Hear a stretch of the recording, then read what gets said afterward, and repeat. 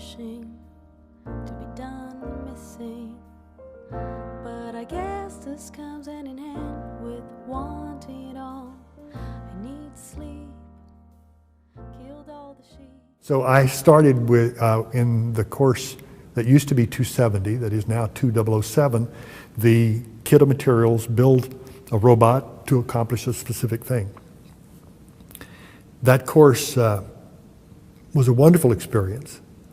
And the nice thing that happened that was probably more important than anything else was that the MIT students accepted the challenge of taking this kit and building a thing to accomplish something. No big surprise there. They did a very good job of that. But they also accepted the challenge of competing like crazy, but treating each other nicely in the process. And they impressed me so much with the way they responded to that challenge that I started referring to that as gracious professionalism. So while I was hosting the television show Scientific American Frontiers,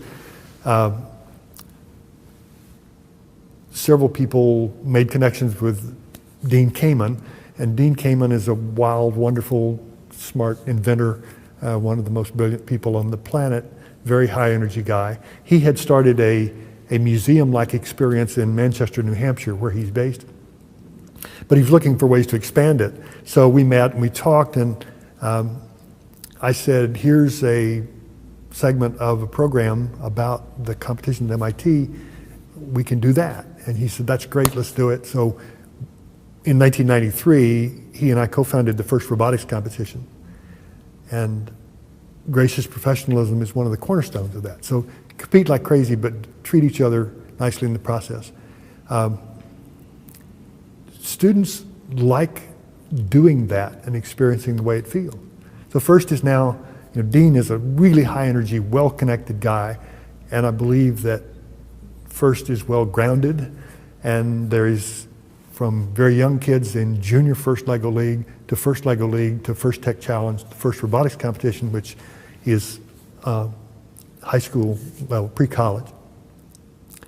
There are 300,000 young people involved this year with 100,000 adult volunteers in 60 countries. In fact, in your home country, Chile, there's some wonderful, wonderful things that have happened with FIRST teams there. Maybe you can tell me a story from there? So, well,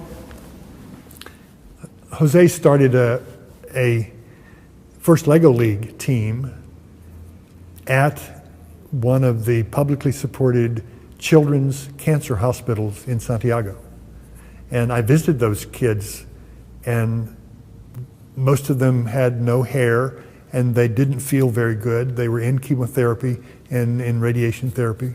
They were struggling quite a lot, but they were very proud of their robots. They had built the robots, they'd learned to control them, and their mentors were some people from industry, some kids from the university with Jose, and some of the therapists in the hospital. They won local competitions to the point that they got to come to the championship that was in Atlanta in the Georgia Dome that year. The kids were just alive. They were just amazing. I was thrilled to get to hug a bunch of them. They were so excited to travel out of the country. These were kids that came from very poor neighborhoods in Santiago. That whole thing was so successful that some physicians got a grant to study FIRST LEGO League as a therapy for kids recovering from cancer. So, but FIRST is, if you go through a first season without a tear in your eye, you need psychiatric help immediately, because it's stunning to see some of the things that happen.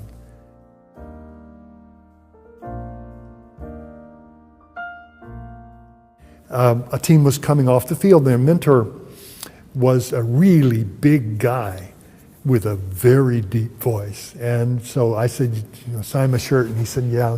And while he was signing, I said, tell me about you.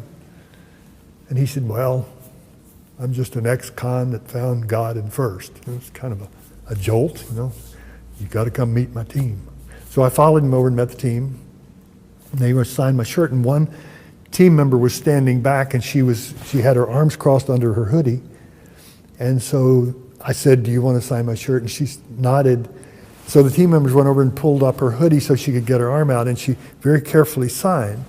And as we were walking away, I discovered that she was being very careful because she had an incision that was to repair a knife wound. When she announced to her gang that she was leaving the gang to join First, they tried to kill her. So there are stories like that. Other extreme, simple little happening at a First event. In Boston a couple of weeks ago, adult pushing a stack of toolboxes to go along with helping the robot when it needed help. On top of that was a whole bunch of nuts, bolts, screws, 1,000 things. They hit a bump, over it went, stuff scattered all over. So a friend of mine, who is audiovisual, Steve Sargent, wonderful supporter of First, lunged to try to help to pick stuff up. He wasn't fast enough. So he gave me pictures of all the students that just jumped in immediately. So there's wonderful pictures of different team numbers on their t-shirts. All different teams from everywhere immediately put them all back together, sorted them out, and put it back together. So this spirit of we're going to be out on the field competing like crazy, but we're helping each other and we're getting to know each other and we're sharing signatures, all that stuff is really nice. And it's young people working with experts, becoming educated. They went off and trained themselves about how to program the robot, but they became educated about how to tackle a really big, complicated problem. And the biggest prize in First is not winning the robot competition, but it's the chairman's award at the big robot level. There's a comparable award at all the levels. And it is essentially for the most exemplary relationship between the team and the community. And the things that the teams do in the name of First are just amazing. They take their robots to homes where people are not able to get out, and they make things for people. They distribute energy efficient light bulbs. They do all kinds of amazing things.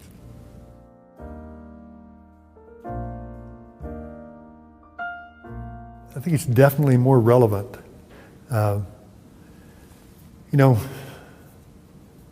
As I said earlier, societies get the best of what they celebrate, and in this country, most college alumni are more interested in their college sports teams than the academic part of their school. That's crazy. That makes no sense whatsoever. I mean, how did universities get in the business of being Saturday afternoon television entertainment? Keep on wishing to be done missing, but I guess this comes hand in hand with wanting it all. I need sleep, killed all the sheep.